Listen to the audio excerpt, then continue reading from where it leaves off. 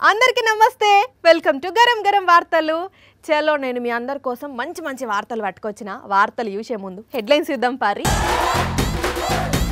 అందితే జుట్టు లేదంటే కాళ్ళు అప్పుడప్పుడు జనాలను నమ్మించడానికి ఇలా యాక్టింగ్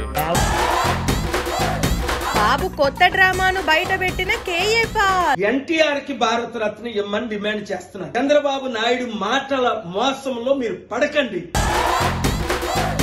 కళ్ళకు గంతలు కట్టుకున్న టీడీపీ కార్యకర్తలు లోకలోళ్లకు టికెట్ ఇయ్యట్లేదని చేసిండ్రు నిరసనలు ఫ్రీ హలీం కోసం ఎగబడ్డరు జనాలు కంట్రోల్ కాక లాఠీ చార్జ్ చేసిండ్రు పోలీసులు తాత చేతుల పెద్ద నాగుపాము వామ్మో అంటున్నారు చూసిన జనము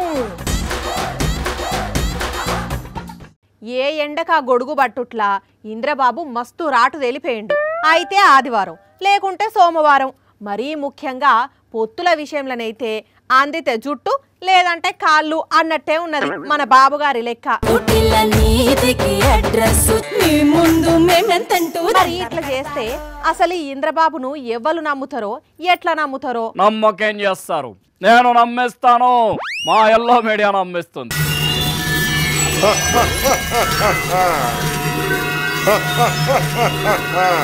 మీది నాలుకనా తాటి మట్టనా అని అంటున్నారు చాలా మంది తాటి మట్టైనా కరకట్టైనా నాకు కావాల్సింది సీఎం కుర్చీ దానికోసమే ఇదంతా అసలు ఇప్పటి వరకు ఎన్నిసార్లు మాట మార్చిండ్లో యాదికున్నదా మీకు ఓ టైం సేయింగ్ నేను నిప్పు లాంటి వాడిని నీతికి నిజాయితీకి కట్టుబడిన వాడిని విలువలతో కూడిన రాజకీయం చేస్తున్న వాడిని అబ్బచ్చా అవునా ఎన్టీఆర్ గారి మీద మీ అభిప్రాయం ఏంటి సార్ ఆయన మా దేవుడు అట్లయితే మరి 1983లో ఆయన ఏమన్నారో గుర్తుందా అధిష్టానం ఆదేశిస్తే ఎన్టీఆర్ మీద పోటీ చేస్తా పిల్లనిచ్చిన మామనే ఓడిస్తానని శపథం చేసినావు ఆ ఎలక్షన్లో ఓడిపోగానే ఫ్లేటు ఫిరాయించి మామకు మస్కా కొట్టి పార్టీలో చేరి పసుపు పూసుకున్నావు 1985లో ఏమన్నావో చూసుకో ఎన్టీఆర్ దేవుడు తెలుగు జాతి ఆత్మ గౌరవం ఇప్పుడు ఏమంటావు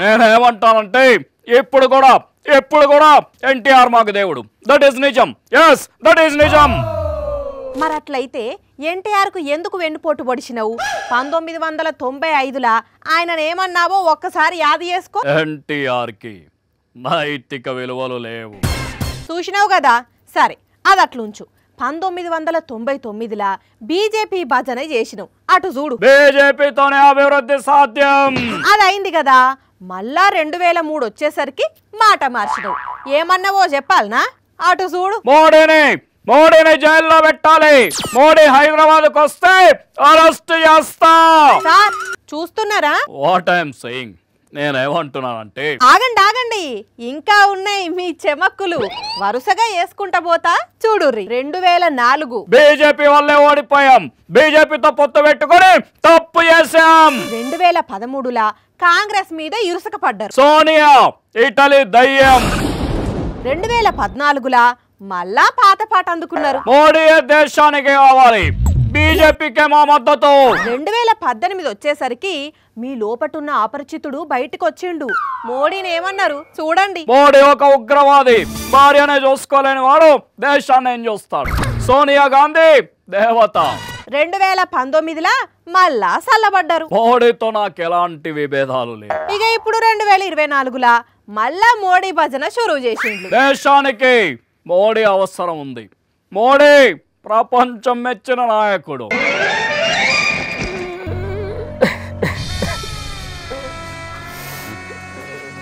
ఎందుకు ఏడుస్తారు సార్ చేసేది చేసుకుంటేనే అట్లా బాధపడితే ఎట్లా నిజంగా ఏడుస్తున్నాను అనుకున్నావా అప్పుడప్పుడు జనాలను నమ్మించడానికి ఇలా యాక్టింగ్ అబ్బబ్బబ్బబ్బా ఏం యాక్టింగు మీ మామనే మించిపోయిండ్లు అసలు నన్ను అడిగితే భారతరత్న అవార్డు మీకే ఇయ్యాలే చూసిండ్లా నుల్లా ఇట్లా గడికో పారి మాటలు మార్చే లీడర్ను ఇక ఏమంటారో మీరే చెప్పుర్రి ఎన్టీఆర్కు వెన్నుపోటు పొడిచింది చంద్రబాబు ఎన్టీఆర్ కుర్చీ లాక్కున్నది చంద్రబాబు ఎన్టీఆర్ను మానసిక క్షోభ అనుభవించేటట్టు చేసింది చంద్రబాబు. మరి ఇన్ని చేసిన చంద్రబాబు సడన్గా ఇప్పుడు ఎన్టీఆర్కు భారతరత్న ఇవ్వాలని డిమాండ్ చేస్తున్నాడు. మరి దీని వెనుక ఏ మర్మం ఉన్నది అనేది కేఏ పాల్ సారు క్లియర్గా చెప్పిండు. సార్తోని మాట్లాడి అదేందో తెలుసుకుందాం. పాల్ సారు చెప్పాలా ఇక మీరే. వెన్నుపోటు పొడిచిన చంద్రబాబు నాయుడు ఎన్టీఆర్కు వెన్నుపోటు పొడిచింది చంద్రబాబే అనే విషయం అందరికీ తెలిసిందే సార్. అది కాదు, ఇప్పుడు సడన్గా ఎన్టీఆర్కు భారతరత్న ఇవ్వాలని చంద్రాలు ఎందుకు అంటున్నట్టు అది చెప్పుండ్రి ముందు. ఎన్టీఆర్ కి భారతరత్న ఇవ్వమని డిమాండ్ చేస్తున్నారు. నాడు వెన్నుపోటు పొడిచి నేడు భారతరత్న ఎట్లా అడుగుతున్నాడబ్బా అని డౌట్ కొడుతున్నది అప్పటికే నాకు. మోదీ గారు, అమిత్ షా గారు, రూపాలా గారు ఎన్టీఆర్ కి భారతరత్న ఇస్తానని ఎప్పుడో కమిట్ అయిపోయారు. ఓహో బాగుంది, వాళ్ళు ఇస్తారని తెలిసే బాబు గారు ఈ డ్రామా మొదలు పెట్టిండు అన్నట్టు. అంటే రేపు భారతరత్న అనౌన్స్మెంట్ చేసిన తర్వాత నేను చేయబట్టే వచ్చిందని ప్రచారం చేసుకునేందుకే. అంతేనా పాల్ గారు? చంద్రబాబు నాయుడు మాటల మోసంలో మీరు పడకండి. ఎన్టీఆర్ విషయంలో చంద్రబాబు చేసిన మోసాలు ఎవరికి తెలివై పాల్ గారు? ఇంకా బాబు మోసంలో ఎవరు పడతారు?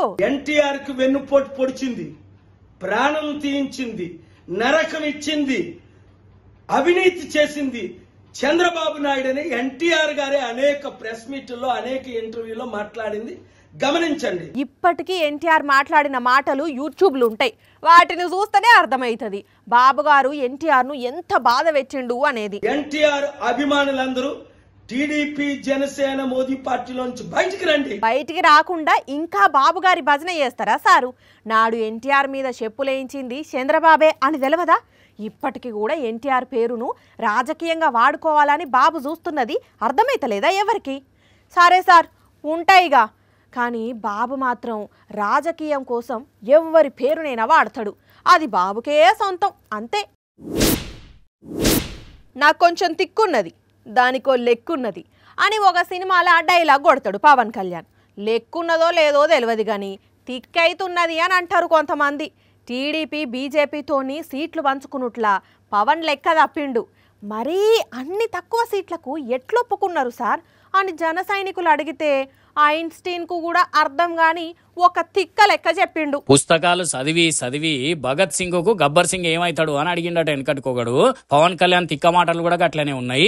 మాటలే కాదు, ఆయన చెప్పే లెక్కలు కూడా అట్లనే గమ్మతుంటాయి. ఏపీలో మొత్తం 175 అసెంబ్లీ సీట్లుంటే జగన్ ను ఓడిచ్చేదందుకని టీడీపీ, బీజేపీ, జనసేన ఏకమై పొత్తుగూడినాయి. టీడీపీ 144, బీజేపీ ఒక 10, జనసేన ఒక 21 ఎమ్మెల్యే సీట్లలో పోటీ చేయాలని తీర్మానం చేసుకున్నాయి. అన్ని కూడితే 175 సీట్లు బరాబర్ లెక్క సరిపోయింది. ఈ ముచ్చట్ల జనసేనకు 21 సీట్లేనా బిచ్చం వేసినట్టు అని ఆ పార్టీ లీడర్లు లబ్బలబ్బం ఒత్తుకున్నారు. ఇక వాళ్లకు పవన్ కళ్యాణ్ ఒక ఖతర్నాక్ లెక్క చెప్పిండు, వినండి మీరు కూడా.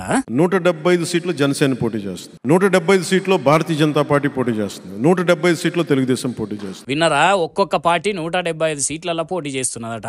అంటే మొత్తం కూడితే 525 సీట్లు అవుతున్నాయి. ఈడ ఉన్నాయే 175 సీట్లే. మరి ఇదేం లెక్కరో నాయన అని జన సైనికులు తిక్కమక వాడుకుంటా పవన్ కు లెక్క లేదు తిక్కైతున్నది అనుకుంటున్నారట.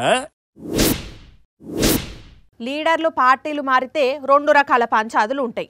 మొదటిది ఇన్ని రోజులు అధికారాన్ని అనుభవించి పార్టీ కష్టకాలంలో ఉన్నప్పుడు పోతున్నాడని ఇటు దిక్కు పార్టోళ్ళు తిడతారు. ఏహే అంత పెద్ద లీడర్కు మీరు ఏం పదవి ఇచ్చిండ్రు, లెక్కనే చేయలేదు, మేం మంచి పదవి ఇచ్చేందుకు చేర్చుకుంటున్నామని అటు దిక్కోళ్ళు అంటారు.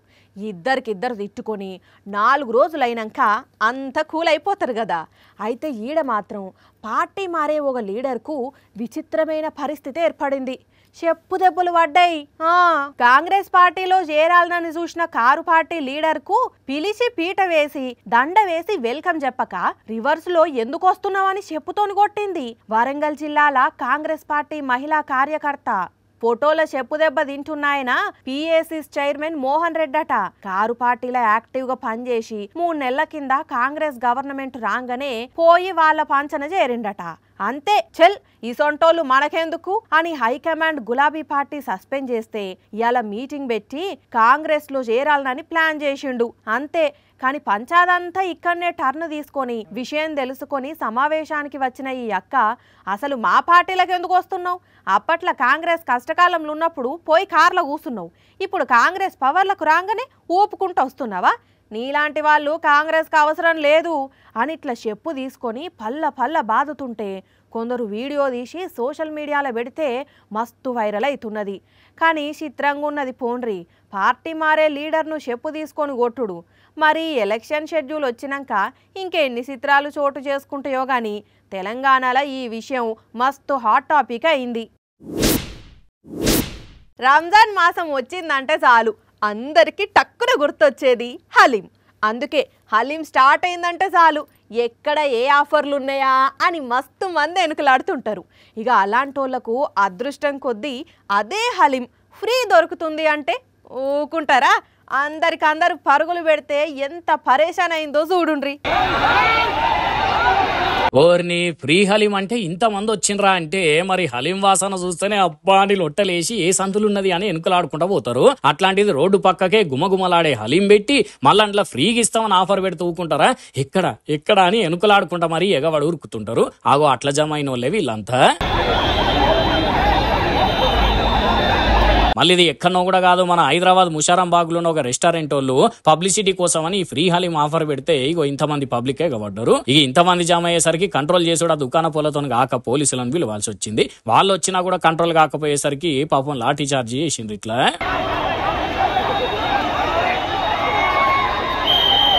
ఇక చూడాలి దెబ్బకు ఏటోళ్ళు అటే ఉరకబట్టిండ్రు. ఇట్లా కొంపదీసి కింద పడి తొక్కిసలాటైతే హలీంలో మటన్ ముక్కలు కరిగిపోయినట్టు కరిగిపోవాల్సి వచ్చేది. మరి ఇలా ఆఫర్ పెట్టే ముందు ఇంతమంది వస్తారని అనుకోలేదు కావచ్చు. కానీ ఫ్రీ అంటే మనో లూకుంటారా? దొరికిందే సందని కడుపుకు అడిగారు, అట్లనే అయినట్టున్నది. మరి ఎంతమందికి ఇక ఫ్రీగా దొరికిందో ఎంతమందికి దొరకలేదో కానీ చాలా మంది అయితే తిప్పలబడ్డారు. కానీ ఓ రెస్టారెంట్ అనాలు మీ పబ్లిసిటీ కోసం ఇట్లాంటి ఆఫర్లు పెడితే తర్వాత ఇటు మీరు అటు జనాలు ఇబ్బంది పడవలసి వస్తుంది. జర జాగ్రత్త పడుండ్రి, సరేనా? అదేదో సినిమాల బైక్ను పోలీసు లాపుడుతోనే మా డాడెవరో తెలుసా మీకు, నా బండినే ఆపుతారా మీరు, ఒక్క ఫోన్ కొడితే కథ మొత్తం వేరే ఉంటుంది అని ఉల్టా పోలీసుల మీదకే తిరగబడే సీన్ ఉంటుంది కదా. అయితే సేమ్ ఇలాంటి సీనే ఓటి రియల్గా జరిగింది ఖమ్మంలా. కావాలంటే మీరే చూడుండ్రి. హోటల్లో కూసుండి మంచి రెసిపీ కావాలన్నట్టు రోడ్డు మీద నిల్చుండి రెస్పెక్ట్ కోరుకుంటున్న ఈమె ప్లస్ ఈమె పక్కకు స్కూటీ మీద కూసున్న ఈ అన్న ఇద్దరు కూడా పోలీసులకు ఎంత రెస్పెక్ట్ ఇచ్చిండ్రో తెలిస్తే తర్వాత వీళ్ళకెంత రెస్పెక్ట్ ఇవ్వాలనో మీరే చెప్తారు. ఎందుకంటే వీళ్ళు నడుపుతున్న బండికి ముందు నెంబర్ ప్లేట్ లేదు, బండి నడుపుతున్నోళ్ళ తలకు హెల్మెట్ లేదు. కానీ వీళ్లకు మాత్రం పోలీసులు ఆపి ఫైన్ వేయకుండా రెస్పెక్ట్ ఇచ్చి పంపాలనట. ఎందుకంటే వీళ్ళ నాయన ఫారెస్ట్ ఆఫీసర్ అట. మరి ఫారెస్ట్ ఆఫీసర్ కూతురు తప్పు చేస్తే ఫైన్ వేయొద్దో వీళ్ళకే తెలవాలి అన్నట్టు ఈమె ఇంతటితోని కూడా ఆగలేదు. వాళ్ళ నాయనకు ఫోన్ చేసింది. మరి ఆయన వచ్చినాకనైనా హెల్మెట్ లేకుండా బండి నడుపుడు తప్పే, వేసిన 200 ఫైన్ కట్టుండ్రి అని చెప్పాలనా? ఆయన కూడా ఓ ఫారెస్ట్ ఆఫీసర్ కూతురు బండిని ఎట్లాపుతారండి అనుకుంటా పోలీసుల మీదకేవో అయిందట. మరి ఈ సారు కూడా డ్యూటీలు ఉన్నప్పుడు తప్పు చేసిన వాళ్ళను ఇట్లనే వదిలిపెడతాడు? కొంచెం అన్ను ఉండాలి. అరే విధులు నిర్వర్తిస్తున్న పోలీసు అట్లా మళ్ళా మహిళా ఎస్ఐతోని అట్లనేనా మాట్లాడేది? మరి ఇదేమన్నా సినిమా అనుకుంటున్నాడా ఎట్లా అని అంటున్నారు కొందరు పబ్లిక్.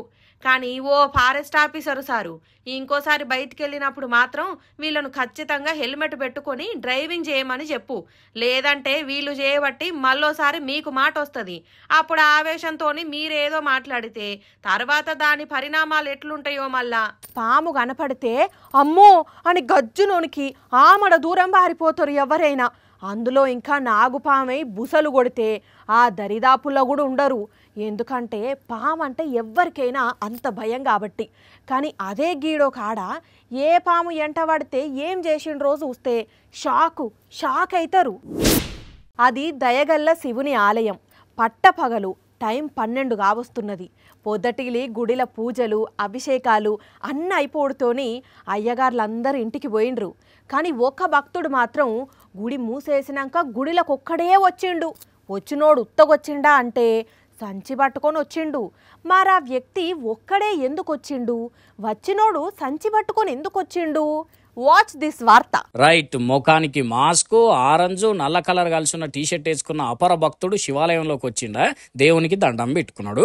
మళ్ళీ ఇటు దిక్కు వచ్చి చుట్టూ తిరిగిండు, సంచి పెట్టిండు. గుళ్ళకు సంచి పట్టుకుని వచ్చి ఏం చేస్తాడబ్బా అని అనుకుంటున్నారా? తలుపు పెట్టేదందుకు పోయి వచ్చిండుగా. అరే వారే నువ్వు వచ్చింది ఎందుకో అందరికి అర్థమైంది గాని చూపెట్టిగా నీ చోరకల. అబ్బర బిడ్డ చూసిండ్రానులా కండ్లు మూసి తెరిచే లోపలనే శివలింగం మీద నుంచి రాగి పామును మాయం చేసి ఎట్లా సంచిలేసుకున్నాడో అట్లనే ఒక్క రాగి పామే కాదు గుళ్ళున్న సొమ్ములు కూడా సర్దుకొని ఒక్కటే నిమిషంలో బయటపడ్డాడు. ఉత్తరప్రదేశ్ రాష్ట్రం మీరట్లో ఉన్న శివాలయంలో జరిగింది దొంగతనం. గమ్మతి విషయం ఏంటంటే ఇదే దొంగోడు శివరాత్రి నాడు స్కూటీ మీద ఇదే ఆలయానికి వచ్చి పూజలు చేసిపోయిండట. మరి ఆ రోజే ఐడియా వేసి ఇప్పుడు అమలు చేసుకొని పోయినట్టున్నాడు గానీ మామూలు దొంగోడు కాదు. పోండ్రి చూసి రమ్మంటే కాల్సి వచ్చే రకమని కొందరు గురించి చెప్తుంటే వింటాం కదా. ఈ దొంగోడు దేవుని దర్శనానికి వచ్చి దేవుని సొమ్మునేమో అత్పరించుకుపోయిండు అన్నట్టు ఏడికి పోతాడు గానీ మంచిగా రికార్డ్ అయింది కదా సీసీ కెమెరాల్లో. కాకీలు పట్టుకొని జైలు వేసి తోముతారు గట్టిగానే గానీ బాలే దొంగగాలు మోపైతున్నారు పోండ్రి లోకం మీద. చిచ్చి ఇక ఇవి మరి ఇవాళ గరం గరం వార్తలు. మళ్ళీ రేపు ఇదే టైంకి ఇట్లనే మస్తు వార్తలు పట్టుకొస్తా. అప్పటిదాకా చూస్తూనే ఉండండి సాక్షి టీవీ. టైం గుర్తున్నది కదా, రాత్రి 8:30కి మళ్ళీ పొద్దున 8:30కి ఉంటాం మరి.